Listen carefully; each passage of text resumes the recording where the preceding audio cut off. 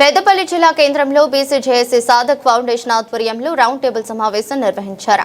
రానున్న తెలంగాణ రాష్ట్ర బడ్జెట్లో విద్యారంగానికి కేటాయింపులు పెంచాలనే డిమాండ్తో ఈ సమావేశాన్ని ఏర్పాటు చేశారు. అసెంబ్లీ సమావేశాల్లో విద్యాశాఖకు అధిక ప్రాధాన్యత ఇచ్చి కనీసం 20% బడ్జెట్ కేటాయించాలని నాయకులు కోరారు.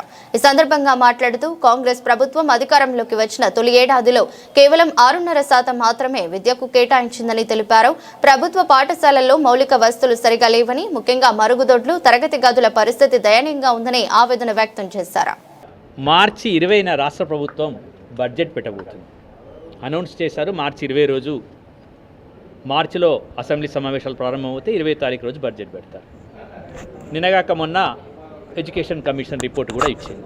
సరే, ఎడ్యుకేషన్ కమిషన్ రిపోర్ట్ మీద 354 పేజీలు ఉన్నటువంటి దాని మీద విస్తారంగా చర్చ జరుగుతుంది. దాంట్లో ఒక 2-3 పాయింట్ల తర్వాత మాట్లాడుకుందాం. కానీ బడ్జెట్లో విద్యకు 20% కేటాయించాల్సిందే అనేదే ఇక్కడ ఈ రౌండ్ టేబుల్ యొక్క ప్రధానమైనటువంటి నినాదం.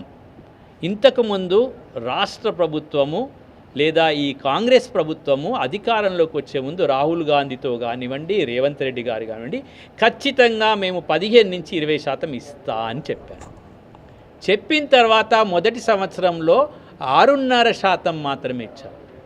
6.5 నుంచి 7.5, అంటే 7.5%తో విద్యను మీరు నడిపించగలుగుతారా? నడిపించలేరు, ఖచ్చితంగా నడిపించలేరు. ఒక్క పాఠశాలలో కూడా టాయిలెట్ బ్లాక్స్ లేవు రేవంత్ రెడ్డి గారు. ఇవన్నీ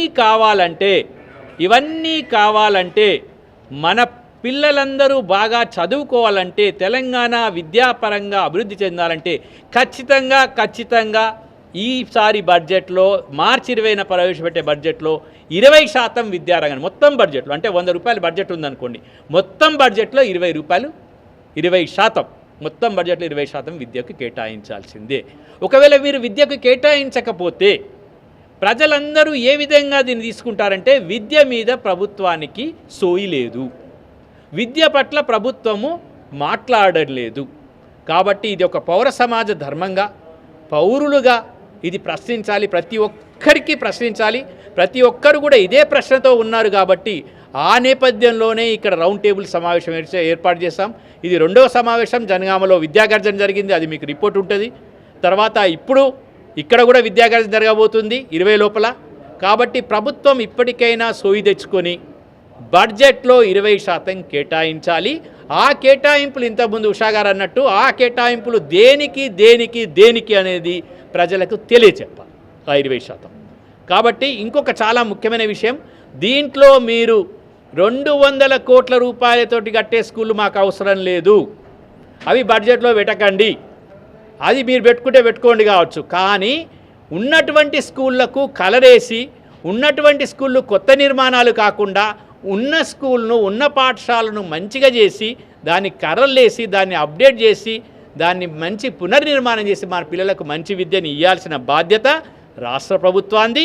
కాబట్టి మేము ఇక్కడి నుంచి విద్యాశాఖ మంత్రిగా ఉన్నటువంటి రేవంత్ రెడ్డి గారికి, ముఖ్యమంత్రికి, ఆర్థిక శాఖగా ఉన్నటువంటి మరి ఉప ముఖ్యమంత్రి గారికి, బట్టి విక్రమార్క గారికి వెంటనే బడ్జెట్లో 20% కేటాయిస్తేనే విద్య మీద కాంగ్రెస్ ప్రభుత్వానికి సోయి ఉన్నట్టు, లేకపోతే లేదు. ఈ విషయాన్ని ఒక విషయం గుర్తుపెట్టుకోండి, ఒకవేళ విద్యకు కేటాయించకపోతే ఏమవుతుందని అడుగుతారు. గద్దె దించడం జరుగుతుంది, ప్రజలు, మేం కాదు, ప్రజలు గద్దె దించుతారనే విషయాన్ని చెప్పుకుంటూ, ఏ ప్రభుత్వమైనా కానీ గద్దె దించడం జరుగుతుంది విద్య గనక కేటాయించకపోతే. విద్య, వైద్యం 2 తర్వాత వైద్యం గురించి మాట్లాడతాం. ముందైతే విద్యకు మాత్రం 20% కేటాయించవలసిందిగా కోరుతూ, మీ అందరికీ, ప్రజలందరికీ ఒకటే విన్నపం, 20% కేటాయించాలని మనం అందరం కలిసి డిమాండ్ చేద్దాం.